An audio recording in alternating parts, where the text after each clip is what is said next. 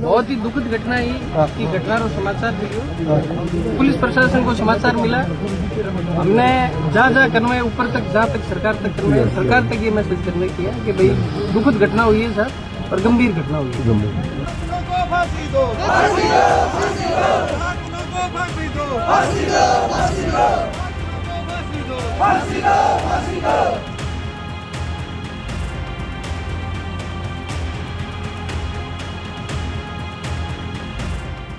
जिसे किताबों के सपने सजाने थे, उसे दरिंदगी ने सन्नाटों में सुला दिया।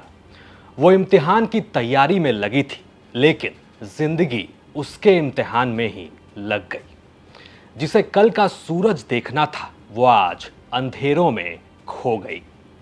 किताबें खुली रह गई, सपने अधूरे रह गए, और जिस राह से वो गुजरी, वो रास्ते भी उसे देखकर रो पड़े। बीकानेर से एक ऐसी खबर सामने आई जहां मासूमियत पर ऐसा वार हुआ जिससे सिर्फ एक घर नहीं रोया, बल्कि आज पूरा समाज कटघरे में खड़ा है। 21 फरवरी 2026 के रोज रंजीतपुरा इलाके में एक 13 साल की लड़की अपने घर से स्कूल के लिए निकलती है।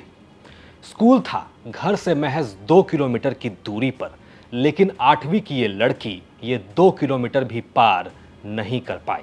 दोपहर 12:15 पर वो अपने घर से निकली थी। इसके करीब 1.5 घंटे बाद स्कूल से फोन आता है कि बच्ची परीक्षा केंद्र तक क्यों नहीं पहुंची। जाहिर है ऐसे में घबराए परिजन उसकी तलाश शुरू करते हैं, लेकिन इसी दौरान उन्हें जो मिलता है उससे आज पूरा का पूरा गांव सन्न है। हम सब लोग मज्जू अस्पताल के आगे मोर्चरी के सामने हजारों की संख्या में सब लोग बैठे हैं। रणजीतपुरा गांव जहां पर यह घटना हुई कल, आज से 24 घंटा पहले, अभी से उस रणजीतपुरा गांव के 36 कौम के लोग यहां पे आए हुए हैं और मज्जू के प्रतिष्ठित लोग यहां पे आए हुए हैं। मज्जू के आसपास के ग्रामीण क्षेत्रों के सभी लोग, 36 कौम के लोग यहां पे आए हुए हैं।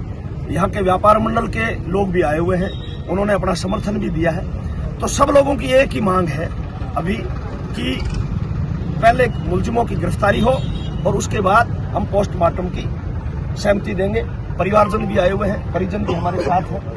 और कल प्रशासन ने कहा था कि घटना स्थल से बॉडी को मोर्चरी तक पहुंचाया जाए, उसके बाद में हम मुलजिमों की गिरफ्तारी करेंगे। तो इन सब लोगों ने कोऑपरेट किया है, प्रशासन के सामने एक कदम बढ़ाया है और प्रशासन को हैंड फ्री भी किया है। तो प्रशासन से हम सब लोगों की, परिजनों की और ग्रामीणों की, सब लोगों की मांग है कि तुरंत मुलजिमों को गिरफ्तार करें और फिर पोस्टमार्टम और फिर आगे कार्रवाई। वो घर से निकली थी इम्तिहान देने, लेकिन दरिंदों ने उसकी जिंदगी ही खत्म कर दी। जिसे कल के लिए सपने लिखने थे, आज उसका नाम खबरों में लिखा जा रहा है। सैन समाज की ये बच्ची 21 फरवरी को भी रोज की तरह स्कूल के लिए निकलती है। समय पर नहीं पहुंची तो उसके टीचर घर पर फोन करते हैं। इधर लड़की के गायब होने की खबर मिलती है, उधर बदहवास परिजन उसे ढूंढने भागते हैं, लेकिन उन्हें मिलता क्या है? मिलती है अपनी बेटी की लाश, वो भी अर्धनग्न हाल में। नहर के पास झाड़ियों में उसकी लाश कुछ इस तरह पड़ी थी कि कोई भी देखकर बता दे उसके साथ क्या हुआ है। लेकिन यहां कानून ने कहा लाश का पोस्टमार्टम कराना होगा, तभी मालूम पड़ेगा असल में उसके साथ क्या हुआ है। और इसी बात पर लड़की के परिजन भड़क उठे। मांग है कि जब तक आरोपियों को पकड़ा नहीं गया, न पोस्टमार्टम होगा, ना ही अंतिम संस्कार, और ना ही यहां से लड़की की लाश उठेगी। 3:30 बजे हमारे रंजीतपुर थाने पे सूचना मिली थी और उसके बाद हमारी पुलिस वहाँ पे पहुँची और हमने जो भी हमारी एफएसएल की टीम है, एमओबी की टीम है, डॉग स्क्वाड की टीम है, सबको मौके पे हमने भेजा वहाँ पे। मैं खुद और हमारे एडिशनल एसपी साहब, हम सब लोग वहाँ पे थे।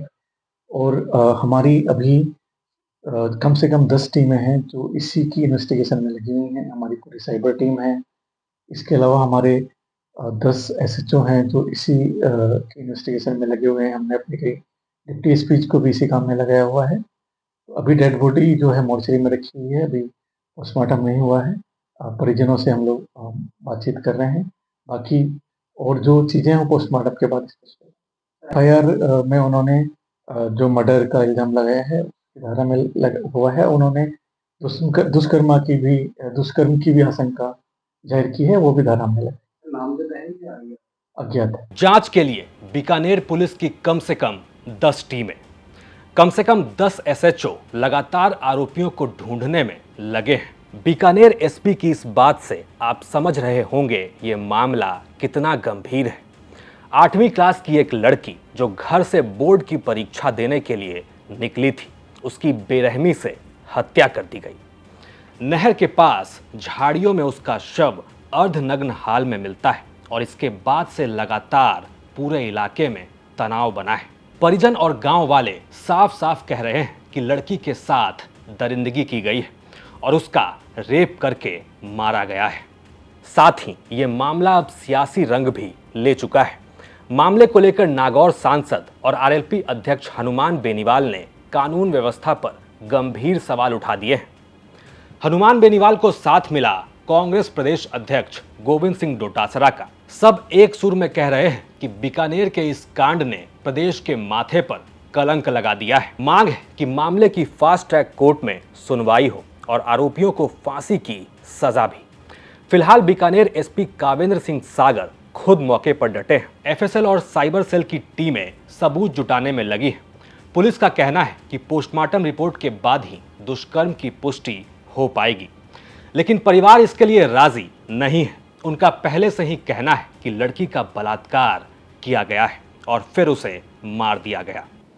इसी बात पर बीकानेर के रंजीतपुरा में पब्लिक और पुलिस के बीच संघर्ष लगातार जारी है और आज सवाल बस एक कि क्या बीकानेर की इस मासूम को इंसाफ मिल पाएगा। जिसे किताबों में कल ढूंढना था, आज वो खुद खबर बन गई और जिसे जिंदगी लिखनी थी आगे, उसकी कहानी यहीं थम गई। बहुत ही दुखद घटना ही की घटना रो समाचार मिलियो। पुलिस प्रशासन को समाचार मिला, हमने जहाँ करने ऊपर तक, जहाँ तक सरकार तक करने, सरकार तक ये मैसेज करने किया कि भाई दुखद घटना हुई है सर, और गंभीर घटना हुई है। फांसी दो, फांसी दो, फांसी दो, फांसी दो, फांसी दो, फांसी दो, फांसी दो, फांसी दो, फांसी दो। बीकानेर से यह खबर थी हमारे संवाददाता रवि बिश्नोई की। आप देख रहे थे क्राइम सीन। साथ ही राजस्थान की तमाम खबरों के लिए आप देखते रहिए राजस्थान तक।